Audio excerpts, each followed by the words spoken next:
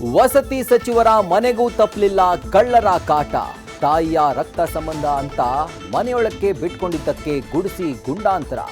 Minister Zameer Ahmed ಮನೆಯಲ್ಲಿ 1.13 ಕೋಟಿ ರೂಪಾಯಿ ಚಿನ್ನಾಭರಣ ದೋಚಿದ್ದ ಕಳ್ಳರು ಕೊನೆಗೂ ಲಾಕ್.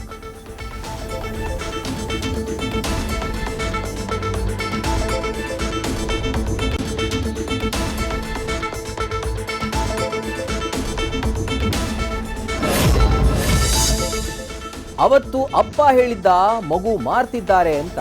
ಇವತ್ತು ಹೆಂಡತಿ ಹೇಳಿದ್ಲು ಇದು ಪಕ್ಕಾ ಸುಳ್ಳು ಅಂತ. ಪತಿ ಮಾನಸಿಕ ದೈಹಿಕ ಕಿರುಕುಳದಿಂದ ಮನೆ ಬಿಟ್ಟೆ ಎಂದು ಟ್ವಿಸ್ಟ್ ಕೊಟ್ಟ ಪತ್ನಿ.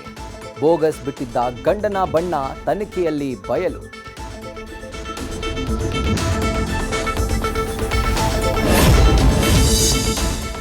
ಸಾಲ ಪಡೆದ 1 ತಿಂಗಳಲ್ಲೇ ಅಕೌಂಟ್ನಿಂದ ಹಣ ಡೆಬಿಟ್. ಬಳಸದ ಹೊಸ ಕ್ರೆಡಿಟ್ ಕಾರ್ಡ್ಗೂ ಬಂತು ಬಿಲ್. 1.17 ಲಕ್ಷ ರೂಪಾಯಿ ಕಳೆದುಕೊಂಡು ಗ್ರಾಹಕ ಬಾಬು ಕಂಗಾಲು. ಇಂಡಸ್ ಇಂಡ್ ಬ್ಯಾಂಕ್ ವಿರುದ್ಧ ಮಲ್ಲೇಶ್ವರಂ ಠಾಣೆಯಲ್ಲಿ ಎಫ್ಐಆರ್ ದಾಖಲು. ಬೌರಿಂಗ್ ಆಸ್ಪತ್ರೆ ಬಳಿ 8 ಮಂದಿ ಸತ್ತ ಮೇಲೆ ಅಲರ್ಟ್ ಆಯಿತು ಜಿಬಿಎ. ಶಿಥಿಲಾವಸ್ಥೆ ಗೋಡೆಗಳನ್ನು ತೆರವುಗೊಳಿಸಲು ಡೆಡ್ಲೈನ್.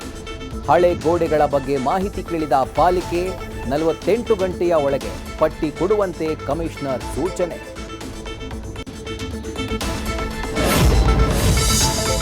ಕಲುಷಿತ ನೀರಿನಿಂದ ಹಾಳಾಗ್ತಿದೆ ಕಬ್ಬನ್ ಪಾರ್ಕ್ ಪರಿಸರ. ಮೆಟ್ರೋ ಸ್ಟೇಷನ್, ಚಿನ್ನಸ್ವಾಮಿ ಸ್ಟೇಡಿಯಂನಿಂದ ಬರ್ತಿದೆ ಗಬ್ಬು ನೀರು. ಇದರಿಂದ ಪರಿಸರ ಹಾಳು, ಜಲಚರಗಳು, ಪಕ್ಷಿಗಳ ಸಾವು. ಅಧಿಕಾರಿಗಳು ಪರಿಶೀಲಿಸಬೇಕೆಂದು ಅಸೋಸಿಯೇಷನ್ ಆಗ್ರಹ.